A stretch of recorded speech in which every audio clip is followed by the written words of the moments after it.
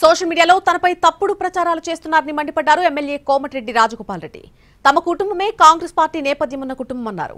Party మారుతున్నానని జరుగుతున్న ప్రచారంలో వాస్తవం లేదన్న రాజగోపాల్ రెడ్డి తాను తన కుటుంబం అంటే గిట్టని కొందరు వ్యక్తులు చేస్తున్నటువంటి ప్రచారమని కొట్టిపారేశారు.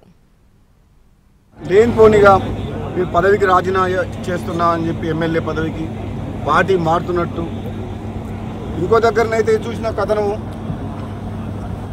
కొత్త పార్టీ పెడుతున్నట్టు, ఇవన్నీ దయచేసి తెలంగాణ ప్రజలందరూ కూడా కొందరు గిట్టని వ్యక్తులు మా ప్రతిష్ట దెబ్బతీస్తేందుకు సోషల్ మీడియాలో కానీ బయట కానీ నా గురించి అవాస్తవాలు